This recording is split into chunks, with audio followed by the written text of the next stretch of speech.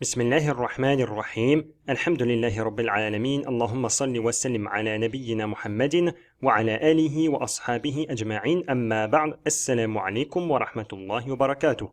Bienvenue sur Al-Fusha l'arabe en vidéo. Nous avons ici une question. Quelle est la voie rapide pour devenir arabophone? En fait, ce n'est pas vraiment un secret, vous le savez déjà, mais peut-être que vous le négligez. Pour commencer, mettons-nous d'accord sur le terme, sur la définition du mot arabophone. Un arabophone est une personne qui parle l'arabe. Vous voulez parler l'arabe, donc vous voulez devenir arabophone. Pour parler et comprendre l'arabe, il n'y a pas de secret, il faut connaître du vocabulaire. Tellement simple, mais malheureusement pas facile. Pas de panique, nous vous montrons comment prendre un raccourci. Tout d'abord, savez-vous qu'un francophone utilise environ 5000 mots dans son lexique quotidien? Que 600 d'entre eux reviennent de façon récurrente? Mieux ou pire selon les cas, une étude montre que 10% de la population française n'utiliserait que 400 à 500 mots dans son lexique quotidien. Pourquoi cela nous intéresse? Eh bien parce que nous pouvons en déduire que si 400 à 500 mots dans une langue maternelle suffisent pour communiquer, c'est le même cas pour une langue étrangère. En clair, apprendre 500 mots vous permet de comprendre et tenir des conversations basiques. Apprendre 1000 mots permet de comprendre 85% des conversations. Et connaître 5000 mots permet de parler de tout type de sujet. Vous comprenez que l'acquisition du vocabulaire pour parler et comprendre la langue arabe est essentielle.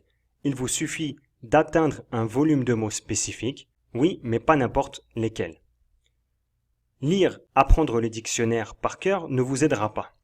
Se mettre à ouvrir le dictionnaire avec pour objectif de mémoriser le plus de mots possible est une perte de temps. Pourquoi? Parce que des milliers de mots ne vous serviront pas de façon quotidienne. Il faut se concentrer sur les mots qui reviennent le plus souvent.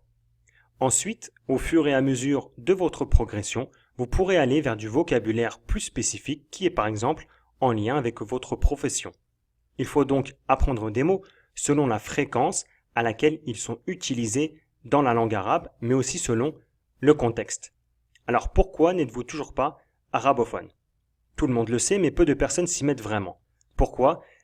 Eh bien, devenir arabophone nécessite du travail, des efforts, du sérieux et de la mémorisation.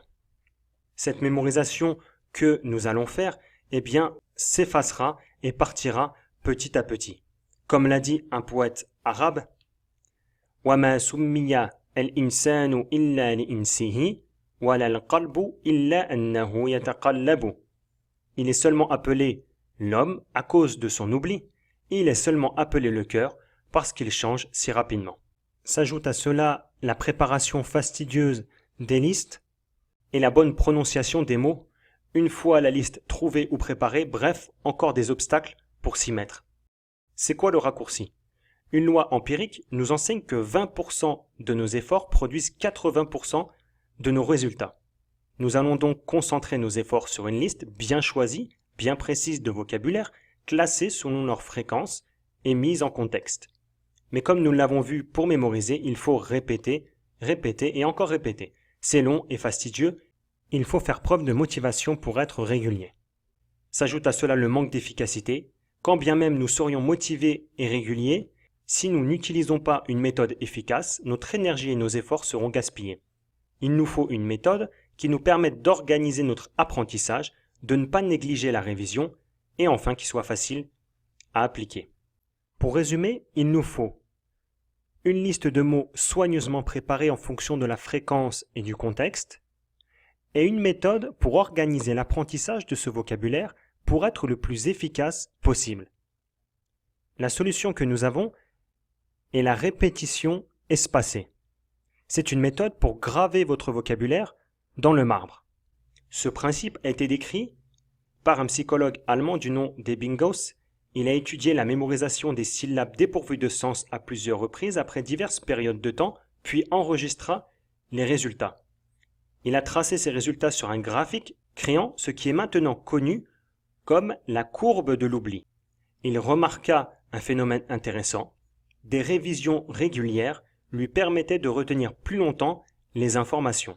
Ici, nous avons le graphique représentant des courbes de l'oubli selon que l'on révise ou non. La répétition espacée consiste donc à réviser plusieurs fois la même information à des intervalles de temps de plus en plus éloignés.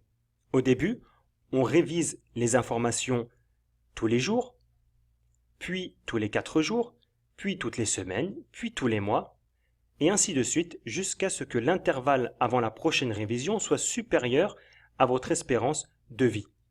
À ce moment-là, considérez que vous avez mémorisé l'information pour toujours.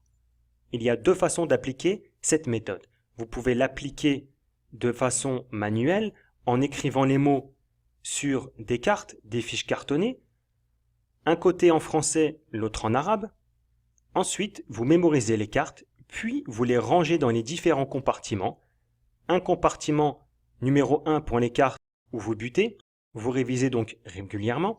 Un compartiment numéro 2 où vous classerez celles que vous connaissez un peu mieux, que vous réviserez donc moins régulièrement, et ainsi de suite. Le principe est de travailler en priorité les cartes les moins faciles. Le problème avec cette méthode, le temps de préparer les cartes est conséquent. Le deuxième point négatif, c'est que le risque d'apprendre les mots avec une mauvaise prononciation due au manque de l'audio est très probable. Vous pouvez utiliser cette méthode de répétition espacée de manière automatisée. Il existe plusieurs logiciels pour l'application de la méthode de la répétition espacée. Nous parlerons ici de celui que nous avons préféré pour sa simplicité et son efficacité. C'est celui que l'on conseille à nos élèves. Le logiciel s'appelle Anki. Anki est un logiciel gratuit permettant d'apprendre et de réviser tout ce que l'on veut grâce à la répétition espacée. Le logiciel vous présente les cartes d'autant moins souvent que vous maîtrisez la réponse. C'est-à-dire, plus vous maîtrisez le mot, moins souvent le logiciel va vous le présenter. Et donc, moins vous maîtrisez le mot, plus le logiciel va vous le présenter. C'est donc lui qui gère votre apprentissage. En pratiquant 5 à 10 minutes par jour, vous mémorisez efficacement sans effort et surtout de façon durable. Il est possible de créer ses propres fiches avec en plus l'audio et l'image. Nos étudiants du tome 1 et du tome 2 ont accès à l'ensemble du vocabulaire du programme avec l'audio et l'image à intégrer directement au logiciel. C'est un gain de temps énorme. Vous n'avez maintenant plus d'excuses pour ne pas mémoriser votre vocabulaire et pour vous mettre le pied à l'étrier, nous vous offrons cette liste de 100 mots sous deux formats. Un format écrit en PDF et un format audio à intégrer directement au logiciel Anki pour mettre en pratique la méthode de mémorisation rapide et efficace. Bon apprentissage et à bientôt sur Al Fusha l'arabe en vidéo. Assalamu alaikum wa rahmatullahi wa barakatuh.